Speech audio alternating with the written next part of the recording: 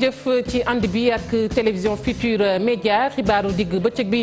ponk ci gën a fës maître Abdoulaye Wade nee na du wote ñaar fukki fan ak ñeent ci weeru février moom Pape du Soppi loolu it lay sàkku ci ay militant ñu def ni moom loolee nag mi ngi ko xamle ci ab communiqué maanaam ab bataaxal bu mu fësal lu toll ci juróom-ñeenti téeméeri junni sax laay wax ci ay électeurs ñu ne nag moo yokk ci fichier électoral bi waaye la ñu nemmeeku rek moo di ne am na ci ay wotekat yoo xamante ne ni dañu leen nar a yóbbu ci ay bureau de vote yoo xamante ne nag nee nañ ay bureau la yoo xamante ne da nga koy dégg rek waaye du li am ay candidat yu fare ci kujjeeg politique gi seen lim toll ci ñeenti ñoo sosu kuréel nag di ko naqarlu ñu ne bañuñu ci ba daal di seeti nag procureur de la république ndax ay njuuj njaaj la ñu njortu ci élection yi ñu dëkkmal tey jii nag la ñuy def seen tàcc bu mujj ñoom candidat yi nga xamante ne ñoom ñoo yootu réew bu Sénégal candidat yooyu nag am na ñoo xamante ne ñu ngi leen di xaar tey ci ngoon ca stade Alassane Djigo bu Pikine wala boog stade Amadou Barry bu Guédiawaye beneen ponk ci biir xibaar yi taskatu xabaar bi di Baye Dame Wade nag tey jii lañ ko fas yéene kon denc fa ñu naan ngiig nag ma nga nekk ca arrondissement bu Sakal ca diwaanu Louga la nekk moom taskatu xabaar boobee dëddu àdduna tey jii nag la ñu jëlee néewam ci hôpital principal mu nekkoon nit koo xamante ne nit ku jullite la waaye tamit nit ku xarañ la ci liggéeyam mbokk yi ponk yaa ngi nii daan ci toftal xët yu njëkk yu yéeni kaay bu ngeen taaxirloo tuuti ñi faram fàccee xibaar yi.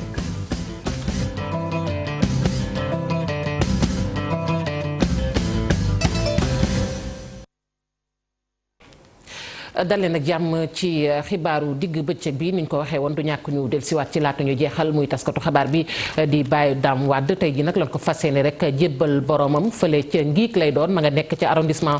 bu Sakal ca diwaanu Louga la néewam nag jëlee nañ ko tey ci suba ci hôpital principal niñ ko waxee woon muy nit ku jullite waaye tamit nit ku dëgg woon ci liggéeyam dinañ ci dellusiwaat du ñàkk laata xibaar yi di jeex ñu àddu ci wàllu politique ak kuréel gi nga xamante ne nag ay observateur lañ leen duppee maanaam ñi xippi seen bët di xool daal di bàyyeekoo nag ci mbootaay gi ëmb réew yi Afrique yi daal di fare rek ci CEDEAO ñoom nag ñoo daal di rek seet si jëwriñ ji nga xamante ne nii moom la ñu dénk biir réew mi dalal na leen bu baax a baax moom Aly Ngouille Ndiaye gannaaw bañ ca noppee nag rafetlu nañu fichier électoral bi nanu ko tëralee bu weesoo loolu nag jëwriñ ji di Aly Ngouille Ndiaye ma ngay dalal xel yi ci wote yi ne nag buñ ca yeggee daanu fexe rek ba lépp jaar yoon ñu ànd ceeg Habib Faye Mardien. ngir élection yu leer te jaar ci yoon mission d'observation électorale bu CEDEAO bu Union africaine ak bu waa francophonie ñoom ñooñee daje nañoo ak jëwriñ gi ñu dénk biir réew mi wàllum processus électoral bi doonoon na loo xam ne waxtaanee nañ ko Aly Ngouille Ndiaye di dalal xel yi. fanweeri organisation ak juróom-ñaar yoo xam ne yi Sénégal may na leen ñu ñëw xool naka la suñ élection di demee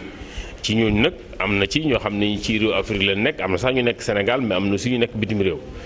tey ñu recevoir oon ñi nga xam ne ñii waa CEDEAO ñoo leen yónni wala ñi nga xam ne ñii waa Union africaine ñoo leen yónni ak organisation internationale de la francophonie muy organisation yoo xam ne yëpp Sénégal daf cee bokk. mais sax élection yu ñuy sàcc fii ci Sénégal jeex na fi. ci tàmbali bi ba ci cëppaandaw ga lépp jaarul yoon rek bu demee ci dernier jour bi du jaar yoon donc loolu nag la ñuy def donc wax dëgg yàlla moo tax yàlla defal suturaal nañu amul benn acte boo xam ne bii ministère bi par exemple war na koo posé. mu jéggi dal bi mu ko war a def. moom mooy nekkoon njiitum réew bu Bénin teewal fii délégation bu CEDEAO di rafetlu tey wax ni seeni objectif daañu ko atteindre di woo itam électeurs yi ñu dem woote ci jàmm. Notre présence en réalité est d'apporter une assistance. dañu ñëw ngir ceytu élection yi anam bi nga xamante ni it ngir mu mën a jaar ci yoon ci loolu tamit suñu njàppandal rek dañuy indi te it liggéey bi ñu ngi koy xool bu baax ngir lépp jaar ci yoon tamit lii day wane ne partenariat am na te it boole nañ ñu doomu Afrique yi doon benn ba tax nag itam bi li ko woote dina tax Sénégal gën a màgg ci kaw jëm ci kaw li nga xam ne moo di wàllum démocratie waaye tamit faaw rek askan wi jóg dem woote ji ci jàmm ak salaam.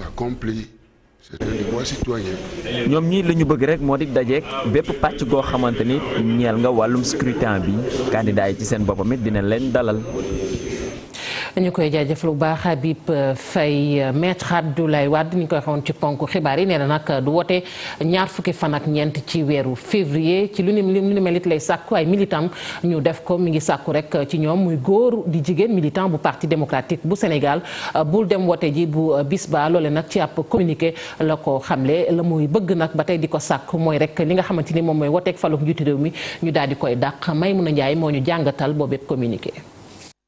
gannaaw bi nga xam ni askan wi ñu bëri ci ñoom doon ko xaar ngir mu dem jàppale Ousmane Sonko wala kii di Idrissa Seck moom maître Abdoulaye Wade daal di génne ab bataaxal lim ci wax rek mooy fi ko ñëpp di xaar du fa génne ndax kat élection yi palum njiitum réew bu ñaar fukki fan ak ñeent ci weeru février far sax du ci bokk. moom Pape di Soppi li mu gisee élection bi mooy mascarade la amul dara lu tëppoo ak yoon constitution bi ñu modifié ko te li ko waral rek mooy benn njiitu réew boo xam ni li mu bëgg rek la bëgg di def mooy ki nga xam ni moo fi nekkoon njiitum réew Macky Sall. moom maître Wade nee na bu ñu gisee seetloo mbir yi nu muy demee ñu nga xam ni ay kilifa lañ ci biir réew mi léegi nekkatuñu ci réew mi ñi ca des nekk ay leader ñu am doole ci wàllum politique ñu fexe ba écarter leen ci jongante palum njiitum réew mi loole lépp dëppoowul ak yoon processus électoral bi bu ci ñëwee moom Wade nee na xamul nan lay doxee ndax kat opération machiavélique la ko tuddee ndax kat moom Macky Sall mooy buum di bumi te loolu dafa war a dakk élection bi nee nañ gañe nañ ko ba noppi loolu moo ko metti wante nee na dafay des ci fippu bi mu doon def ndax kat ab stilam du ko mës a toppi li ko jaaxal kay mooy askan wi nga xam ni ñu ngay nelaw ba léegi ñu leen di nax moom njiitu réew bi fi nekkoon teg ci di ñaawlu li nga xam ni salfaañe nañu ak yelleefu doomu aadama yi nee na anam bi réew mi di doxee nii foog ñu soppi bu baax soppi doxalin ndax kat askan wi ñu bari ci ñoom dañ ne tekk tekkaaral wante gisatuñu seen bopp ci réew mi te lii nag laaj na ay waxtaan yu yaar waxtaan yooyu mooy mën a tax élection bu ñu fi mës a def mu jaar ci yoon foofu la ñuy xaar réewu Sénégal. ñu àddu ci fichier électoral bi ñu ne lu toll ci juróom-ñeenti téeméeri junni ci ay électeurs moo ci yokk bu weesoo loolu nag jàpp nañ ni am na ay électeurs yoo xamante ne ni dañ leen a fas yéene yóbbu ci li ñu duppee ay bureau fictif maanaam ay bureau yoo xamante ne da nga koy dégg rek waaye nag du la am ku jég politique gi nag candidat yi su sub kuréel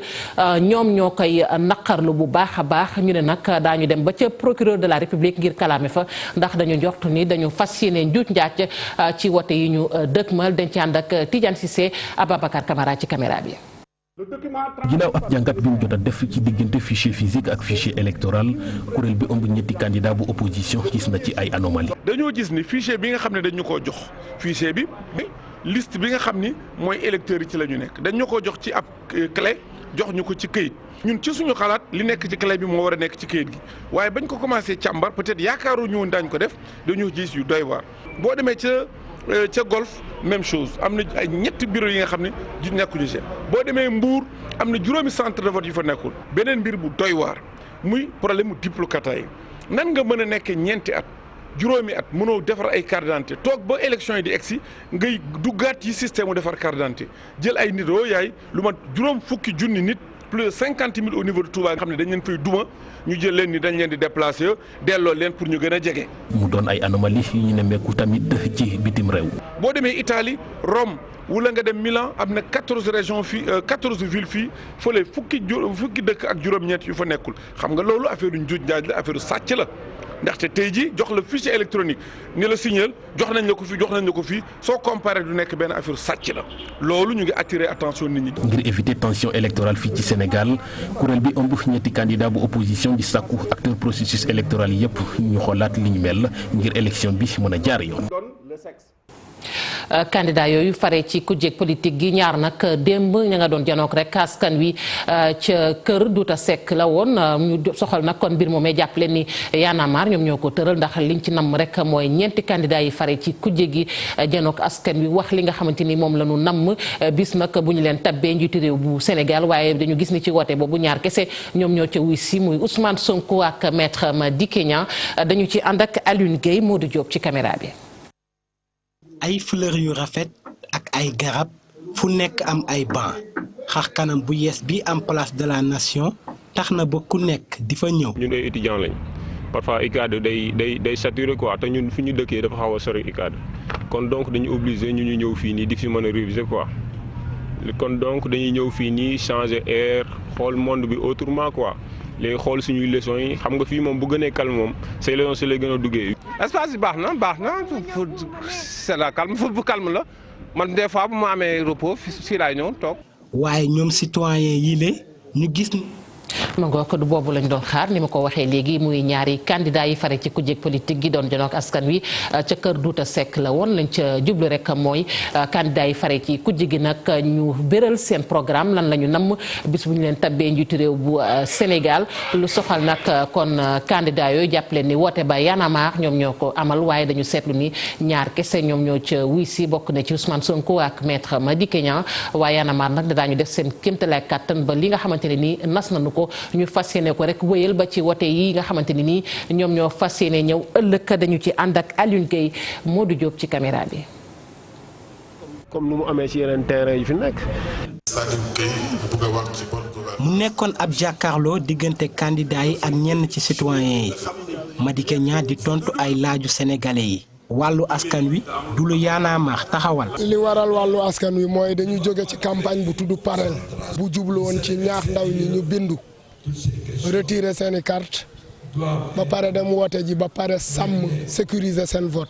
Sonko moo njëkk a jàll Madické Niang mooy jàll nii Issa Sall moo ci topp Idrissa Seck nee na dina ñëw boori takkusaan. citoyens yi tamit di ko rafetlu. lu am importance la parce que dinañu permettre ñu xam seen yéene ci askan bi. seen bébét ci askan bi en fait dañu permettre ñu xam seen projet yi ñuy teg pour que ñu xam bu baax fu ñuy teg suñu tànk aussi. mbiru Y'en a marre bi mbir bu ñuy rafetlu la di suñu mbétte man suba ba léegi depuis 9 heures laa fi jaaroon pour venir encourager leen ma ne vraiment lii lu rafet la parce que dañ ko gis si démocratie mag yi ñëw suñu réew tamit gis lu mel ni vraiment suñu xel sedd na si trop. ñu nekkoon ñeent joxe woon seen kàddu. waaye ci mujjanteel gi ñaar ñoo ñëw. président Ousmane Sonko ñëw na président Madické Niang ñëw na interagir nañ ak sénégalais président Issa Sall nag moom xew-xew yi amoon Tamba ba campagne am arrêté woon 2 jours moo faussé programme am ba mënutoon a ñëw Sénégal mënutoon ñëw Dakar tey mu woo ñu très tôt avec beaucoup d'honnêteté nañu lii moo mën a nekk du ma mën a ñëw. Idriss Seck dañu joxe woon seen kaddu ne danañ ñëw ba ci tey ci suba amoon nañ yaakaar ne dinañ ñëw. ba ca njolaxtan nga ñu ne mënatuñu ñëw ñun nag ku nekk kàddoom la am na nga koy sàmmee yow la concerné mais ñun duñ ci def commentaire. guleet ci Sénégal candidat yi di jàkkaarloog askan wi mu nekkoon ab waxtaan boo xam ni mouvement bii di Y'en a marre bëgg na di ko organiser ci yeneen jongante yuy amaat.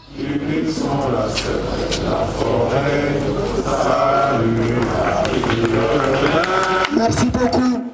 Alioune Gueye askan woowu nag seen àq ak seen yelleef bëgg nañu nag ñu daal di koy rek boole ci programme mu candidat yi waa société civile ñoom ñoo bëgg loolu démb nag ñi ngi doon janoo rek ak taskatu xabaar yi ki nga xamante ni moom mooy Fatou Diagne Senghor nag daal di nay déglu kon candidat yi ndax bu dul candidat yi sax am na ñoo xamante ne ñoo leen ca teewaloon waaye nag li nga xamante ni moom mooy jafe-jafe boobu moom Fatou Diagne Senghor fexe na rek ba yeggee leen ko ñu teewlu ay kàddoom ci micro Tidiane Cissé. dañu daje woon nag fii représentant candidat yi pour waxtaan ak ñoom ci affaire agenda droits humains pour rappeler leen importance am waaye li ci gënoon a am solo pour ñun tamit xool ñoom seen ay programme naka la tënkee mbirum droits humains ak liberté d'expression ba pare wanawaale leen tamit li nga xam ne ñun moom li ñu gis ne moo nekk défaillance yi ci seen programme yi mais aussi ci cadre actuel bi pour wane rek ne priorisation droits humains bi dafa am solo suñu bëggee renforcer ak yi ba pare améliorer le processus démocratique il faut que ñu gën a recentrer xoolaat dem kii droits humains nan lañ leen di gën a respecter. mu nekkoon Fatou Diagne Senghor fare ci société civile ni ñu ko waxee nag tey jii la seen sànni tàcc bu mujj buñ ko mënee waxee noonu muy candidat yi nga xamante ne nag ñoom ñooy yootu ngir jiite réew bu Sénégal Ousmane Sonko nag ñi ngi koy xaar ni ki tey jii ca stade Amadou Barry bu Guédiawaye Ibou Kane moo ñu toppal boobet candidat Ibou Kane maa ngi lay nuyu. maa ngi lay fay Fatou ni ma ko waxee rek tey jii daal seen sànni tàcc bu mujj ñeel candidat yi yootu réewum Sénégal wax naa ko léegi candidat Ousmane Sonko ñu ngi koy xaar ca stade Amadou Barry bu Guédiawaye loo ñu mën a rek tënkal ci bisub tey jii.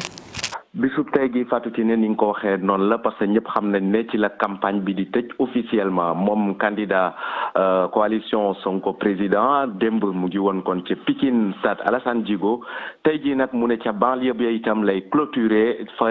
stade Amadou Barry foofee nag xam naa ne dinañ ko fa xaar bu baax a baax tey jii ci ngoon lay doon ba jamono ji nag départ guñu laataa mu fay yegsi dëgmal na ab caravane bu ndaw boo xam ne dina dugg ci yenn localité yi Ndakaaru lu ci mel ne Parcelles ak yu ni mel laataa nag mu yegg ci stade Amadou Barry li ñu mën a jàpp démb Fatou Kiné ci meeting bi nga xamante ne moom la def foofu ci stade Alassane Djigo daanaka coalition teewoon nañ ku ci mel ne Pierre Atepa Goudiaby ku ci mel ne itam Boubacar Camara ak Bruno D'Erneville ñoom ñëpp ñu ngi woon ci podium bi waaye foofee nag Ousmane Sonko dañoo gis benn Ousmane Sonko boo xam ne naam candidat jeunesse yi lañ ko doon bàkkee waaye démb dafa am message boo xamante ne daf ko lancé ci ñi nga xam ne ñoom ñooy mag ñi maanaam personne troisième âge nee na nag moom day jot ay retour def nañu ay sondage mais ñu bëri dañuy am yenn lënc ci wàllu candidature am foofee nag mu taxaw leeral lu bëri wax ne moom nekkul nit koo xamante ne loxoom takk na ci lenn sàccul musul sàcc benn dërëmu Sénégal ci loolu nag di gën a convaincre couche sociale boobu noonu li ñuy jàpp leneen Fatou Kiné mooy wàllu emploi wàllu xëy yi loolee itam wax na ci nga xamante ne dañ ne na njiitu réew bi fi nekkoon te nga xamante ne candidat la itam waxoon na leen ne day diggee ay emploi yu bëri wante ne na bilan boo xoolee loolu yëpp amul waaye moom jël na engagement que ne bu toogee jeunesse bi rawatina wàllu banlieue bi dina ko def kéemtalaayu kàttanam ba nga xam ne dina leen taxawu soxna Fatou Kiné. ñu jeexalee rek ak côté mobilisation xam nga ni ñuy faral di déggee léeg-léeg candidat yi ak ni ñuy sànnante track ci maanaam stade yeeg yooyu dalal mbooloo mu bari doon na lu jafe du candidat yépp ñoo ko matale est-ce que démb mobilisation bi maanaam mënoon nañoo wax nit ñu bari foofu ca stade ba Alassane Djigo. nit ñi bari woon nañ lool ba ci loolu sax ñoom it tontu nañ nga xamante ne coalition Benno Bokk Yaakaar ak seen candidat doon wax ne bu dee mën nañ mobiliser nañu dem ci ay stade démb benn tribune bi nag dañ leen tere woon ñu occuper ko ne nañ pour des raisons sécuritaires maanaam stade podium bi dañ ko xawoon taf ci tribune boobu noonu nga xam ne dañ doon sóor yenn éventualité au cas où mu nar a am ay rëq-rëq benn boobu tribune bi lañ leen mayul ñu def fa ay nit waaye beneen tribune bi mu jàkkaar lool daanaka lépp fees na ci pelouse bi itam foo sànni woon battu mu tag Fatou Kiné. ñu koy jaajëfal bu baax Ibrahima Kane ci fàttali yaa ñu toppal candidat Sonko beneen candidat bu Benno Bokk Yaakaar moom nag démb mi ngi doon amal rek ay caravane ci département bu Ndakaaru gannaaw nag gise bi nga xamante ne nii moom mi nga xamante ne nii moom moo jiite moom mooy candidat bu Benno Bokk Yaakaar daal dina koy gisee ak archevêque bu Ndakaaru Monseigneur Benjamin Ndiaye muy ay kàddu yoo xamante ni Macky Sall yëkkati na ko di rafetlu nag waxtaan wi nga xamante ni am na ci diggante chrétien yi ak maanaam jullit ñi bu weesoo loolu nag ci discours am bokk na rek ci fexe ba taxawu mag ñi taxawu ndaw ñi bu baax a baax ci seen i jafe-jafe Alhassane Ba Xaali Ndiaye. ñaar fukkeel bi bés ci campagne électorale bi candidat majorité présidentielle xëye ay caravane wante balaa boobu ndaje la amal moom ak Monseigneur Benjamin Ndiaye ca këram Fann Résidence Macky Sall rafetlu taxawaayu église bi wante itam dialogue islamo-chrétien naka noonu mu bàyyi ko fa jaar Médina mbooloo mu takku tertu ko Rufisque Gueule Tapée Soumbédioune itam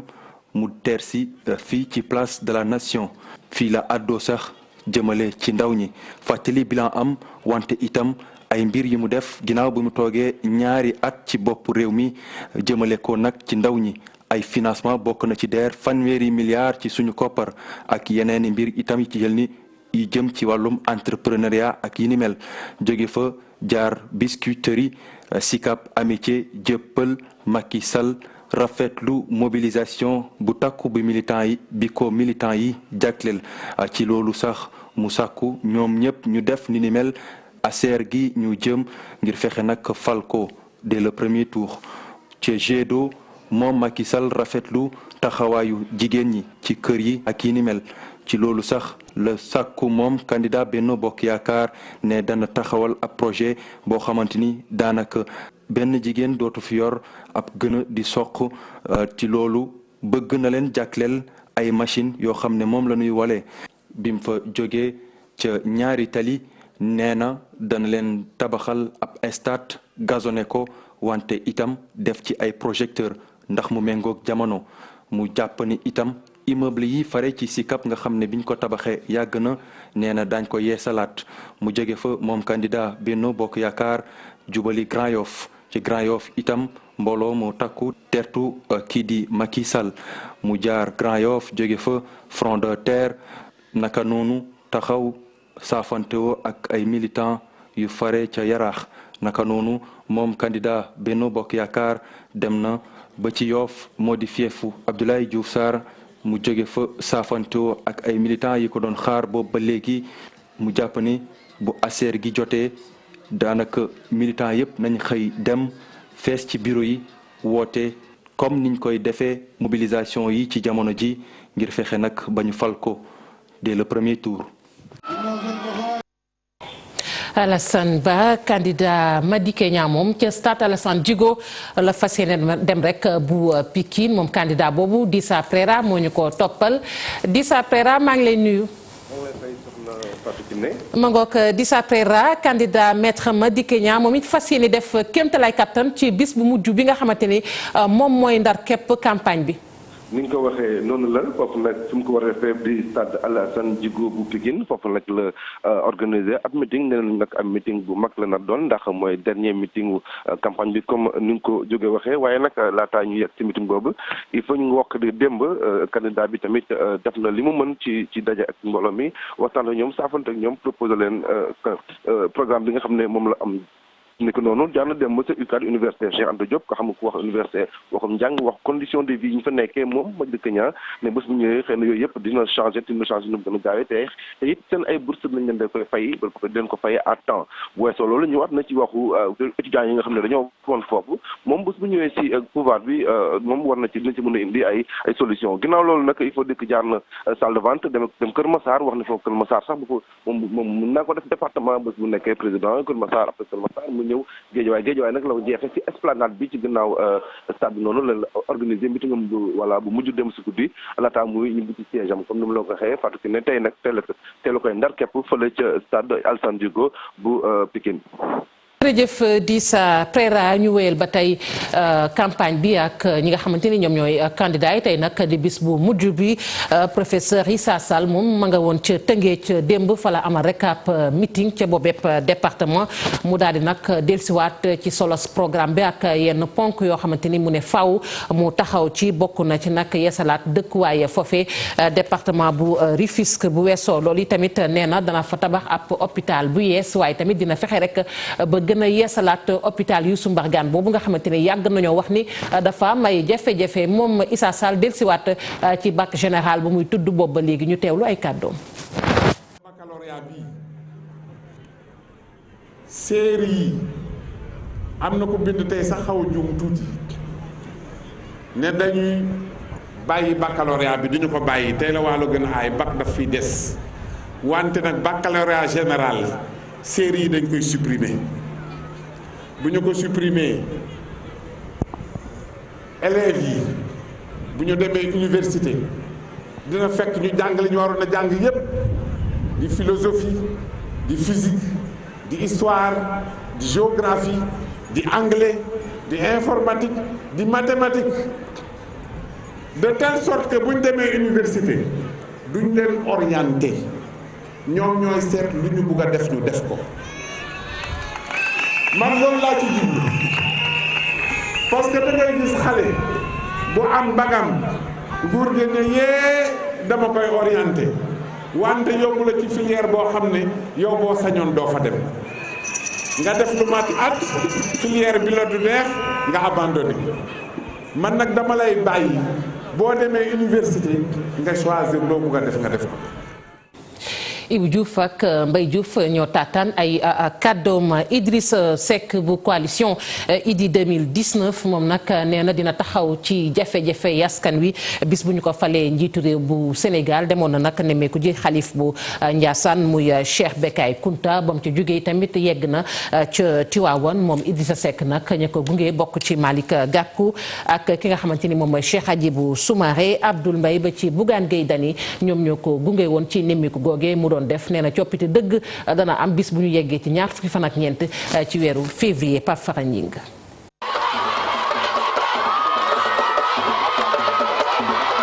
ñu teertu ko ni ñuy teeroo buur ca noota kër mbir ndaw jandeer Bargny Rufisque Pikine ak Guédiawaye naam sax guddi woon na askan wa taxaw di ko xaar ne bis bu jotee ci nguur gi seeni jafe-jafe yépp dina ko faj. ku am une jeunesse pareille normalement jamaa nga yore ci sa loxo waruloo ko bàyyi muy dem ci désert bi wala ci Méditerranée bi. C'est la coalition qui présente la densité de matière grise au mètre carré la plus élevée. S'est engagé à se mettre entièrement, totalement, exclusivement au service du pays. laata loolu mu dem ca Ndiassane ziyaare ki nga xam ne moo nekk xalif général ba di Cheikh Bekay Kunta askan wu nekkee ca dëkk bu sell ba tamit gàttandu ko mu ne bis bu falee dina soppi xar kanam gi. wa allafa bayna qulubihim moom mooy boole xol yi bu tegee réew mi ci suñu loxo ñu bañ a fàtte Ndiassane li war ci suñu diggante ak yéen yépp ñu matal ko ni ñu ko yéenee te ñépp fekkee te mu nekk njariñ pour Sénégal. mbooloo mënu mel lañu nemmeeku ca dëkk bu sell ba tamit di Tiwaawoon askan wa tertu ko naka noonu moom muy ñaax bu baax a baax ñi nga xam ne ñoo nekk ay militants am. li ngeen ñu jàmbat fii moom la ñu jàmbat à travers tout le Sénégal mooy que chauffeurs yi sonn nañu enseignants yi sonn nañu étudiants yi sonn nañu loolu yëpp nag li koy saafara mooy dimanche prochain ngeen takku teel a xëy ñu teel a voté teel a sécuriser suñu vote ba nga xam ni kenn du ci man benn pexe. ñu xaar ko ci bërëb yu bëree bëri moom njiitu coalition Idy 2019 waaye yenn ci ay étape lu ci mel ni Mbaaw Fass Mbaaw Yëmbal Kër Massar ak yeneeni gox mënu faa jaar ndax nag fépp fu mu dugg askan wa dañ koy téye ba du mën a génn. Pape Fara ñi ngi ñu koy jaajëfal bu baax a baax ñoom nag soxla nañu ñoom it ñu gindi leen ci ni ñuy wootee naam sax ay tout tànk lañu muy ndongo yi nekk ca daara jooje ñu duppee Mamadou et Binata démb nag ñi ngi doon wootee ca bañ gàcce ñu gis ni ndongo yi nag kon daal dinañuy def rek ni ñu koy nemmeekoo ci wote yi téeméer boo jël juróom-ñeent fukk ak juróom-ñaar kon daal dinañuy wootee ni kii démb ñu daal di fal rek seenub njiit mu wax li nga xamante ni moom la nam nañ ca jublu rek wax nañ ko léegi mooy gindi xale yi ngir ñu xam ëllëg ni ñuy wotee ñi nga xamante ni ñoom ñoo jiitee kon daara jooju tamit wax nañu li nga xamante ni moom la ñu jublu ci bés boobule dañ ci ànd ak Fatoumata Touré. ndongo yi nga xam ni ñoo nekk ci cours Mamadou et Binata di dund élection présidentielle bu baax ñu daal di koy waajal am seeni 5 candidats ñu jàkkaarloo ngir rek ku ci nekk bëgg a toog ci fauteuil présidentiel bi. wote bi nag bàyyiwuñu dara ñoom nag daal di teg lépp li nga xam ni rek la démocratie laaj ñu commencé seen processus électoral def seen i parrainage daal di jàll ci campagne électorale ba ci cappaandaw ba di jour vote bi initiative bi nag nekk li nga xam ni xale yi rafetlu nañ ko bu baax. élection yi jàngal na ma lu bari te kontaan naa torop. élection bi jàngal nañu ay yëf yu bari. en tout cas daal man xam naa suñu mag yi dinañ xam naka la ñuy def pour mën voter bu baax. waaye ku ne élection présidentielle daal di wax sécurité moo tax ñoom ñu daal di teg seen dispositif sécuritaire bu nga xam ne rek dañuy surveiller élection yi ba mu jaar ci yoon. damay xool nit est-ce que ñi ngi ak jàmm. man maay chef bi man maay xool bureau yi est-ce que baax na may def tour bureau yi pour que moo xool sécurité bi. presse bi tamit kenn demul ñu des ndaxte ñoom taxaw nañu temm ngir daal di joxe ay information yu wér. waaw gis nañ corruption genre meeting bi ak CEA yi. gis nañ corruption par les bonbons. ci élection yi amul violence parce que dañoo am police buy kii nii buy protéger ñëpp. Très fort. Voici la présidente qui remercie. élection boo gis am na ku jël raw gàddu gi Ndeye Anna Seye lañu tàbb ngir rek mu daal di ni jiite moom nag daal di wax rek message bu fort jëmale ko ci population bi. Chers compatriotes, chers camarades, nous voilà à la fin de notre élection présidentielle. tey nag dama am mbégte ndaxte sama xarit yi ñoom dañ ma tànn pour ma nekk seen présidente fii ci école Mamadou Ebineta man nag li may wax rek mooy dinaa respecter sama engagement lépp lu ma waxoon rek ci campagne électorale bi. léegi nag ñun école Mamadou Ebineta dañoo am opportunité daal di jàng ci condition yu baax man nag li ma bëgg mooy xale yëpp yu nekk Sénégal daal di nekk ci condition yu baax mën a jàng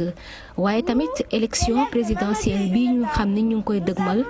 maa ngi ñaan rek mu daal di jàll ci dal ñëpp rek daal di dund ba nga xam ni dina mën a jàll ci jàmm. directrice école bi nag moom di xamale ni initiative yi bu ñu koy amal dañoo bëgg rek xale yi daal di xam lan rek mooy seen devoir civique. Aujourd'hui, l'actualité du pays bat son plein avec les élections. Initiative bi buñ ko jëlee dañoo bëggoon rek daal di nekk ci contexte bi nga xam ne rek mooy Sénégal mu ngi ci processus électoral am di jëm ci élection présidentielle te xam nga xale yi ñoom ñooy dooni magu ëllëg moo tax nag ñu daal leen ni préparer daal leen ni gën a imprégné ba ñu xam lan mooy seen droit civique bu ko defee ñu xam nan la ñuy voter et tout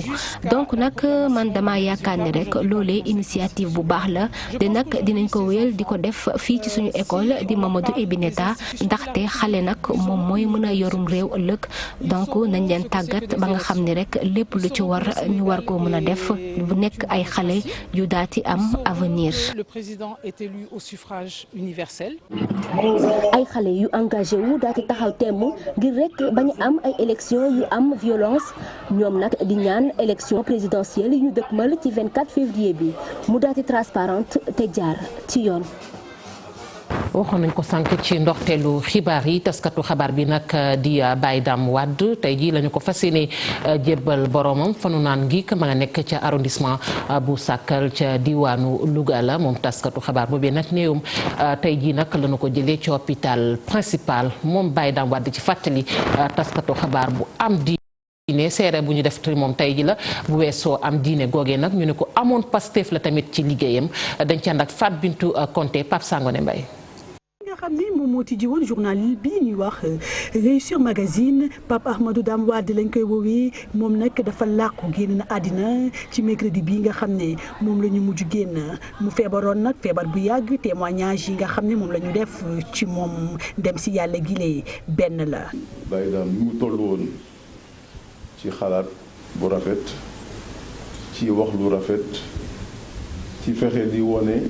ci réew mi ñi nga xam ne ay exemple lañu ay modèle lañu ci mbiru économie mosul jéem a wax mukk wala bind loo xam ne dafa yàq ñu mos a bind pour defar la. journaliste bu mag la woon journaliste bu xam liggéeyam journaliste boo xamante ni du négocier li ñuy woowee éthique ak déontologie parce que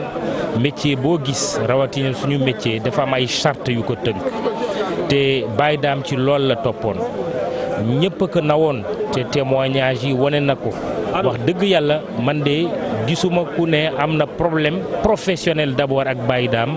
et certainement pas problème personnel ak Baye Dame. ñi nga xam ne ñoom ñooy jigéen yaayam sax di ñu xamal ni mosuñu ko gis mu mer foo ko fekk rek ma ngay ree. aussi nit la koo xam ne mosuma ko gis mu mer. mais ñun ñi ko jur ne mosuñu ko gis mu mer. mbaaxam ak gëm diineem nekkoon na lu ñëpp xamoon na ba tax ni fii ci àddina yàggu fi lool moom mi di Mamadou Ibra Kane jàpp ne def na fi lu bari. ndaw def fi lu bari te defe naa Fat Bintou loolu moo ci am solo ndaxte dund mën na gudd lool waaye mu demee neneen Baye Dame nag dundul lu yàgg bu ñu sañoon suñu borom bàyyil ñu ko ba ci kanam a kanam mais noonu la ko dogalee mais daal ñun daal kontaan nañ ci moom suñu xol sedd ci moom. moom Baye Dame Wade danañ ko rob fee nga xam ne moom muy ngi nekk ci arrondissement de Sakal fee ca région de Louga. ma ngoog Fat Bintou Konté ñu koy ñaanal rek sunu borom suuf woyof ci kawam yàlla xaare ko jaajëf ñu gën a kawe ay mbokkam yàgg fi di ko ñaanal moom taskatu xabaar boobule ñu daal di jàll rek ci tàggat yaram ci tënk ak basket fële ca Abidjan la sunu gaynde nag tey jii daanu rek jano ak Rwanda mu ñeel nag kon tour bu mujj ci qualificatif yi jëm ci mondial ba 2019 bu 17h jotee lay doon ba tegal fanweeri simili sunu gaynde nag war a am ndam rek ca jongante boobee ngir mën a qualifié ma ngoog yegsi nañu rek ci njeexital li laata ñuy tàggatoo xët yu njëkk yu yéenekaay yi. jërë ngeen jëf Boun Abdallah Dionne jommi na jome démb ca Touba bi l'Observateur premier ministre bu Sénégal mu di Mahammed Boun Abdallah Dionne dafa demoon démb ca Touba gise ji ak xalifa général des Mourides Serigne Mountakha Mbacké Bassirou yéenekaay bi nañu ba mu gisee ak moom bay ñibbisi mu di gise huis clos ndaje moo xam ne ñoom ñaar dong ko séqoon Boun Abdallah Dionne ba muy ñibbisi moo ko cortège am dañu ko dogale ca dëkk ba di ko yuuxoo topp cortège ba dar ko naan ko ñun Idrissa Seck la ñu wax Abo Sall di conseiller technique bu premier ministre nañu ci xët mu njëkk l'Observateur loolee du dara ñun xam nañu lépp li xew Touba ay pexe la yoo xam ne ay responsable yu parti réew mi ñoo ko nas journal Les Échos nas ci xët mu njëkk xibaar boobee jëm ci li Mahammed Boun Abdallah Dionne dund démb ca Touba journal bi nee nañu premier ministre dañu ko yuuxoo ca Touba ba mu tooy xepp waa kër Idrissa Seck yi ñoo fa jaar lan la Mahammed Boun Abdallah Dionne wuti woon ca Touba yéenekaay bi ne ñu kenn tanewu la ci am na ñu ne Macky Sall dafa war a dem ca Touba loolee tax premier ministre jiitu ji ko fa journal Source A xëy mel ni kuy dëggal xibaar ne mi nga ñuy xamal ne ñoo ngi dégmati ne Macky Sall dafa war a dem ca Touba moo waral Mahammed Boun Abdallah Dionne demoon fa waaye daj na fa lu mburu dajul cib taal alxemes ju ñuul kukku la fa dund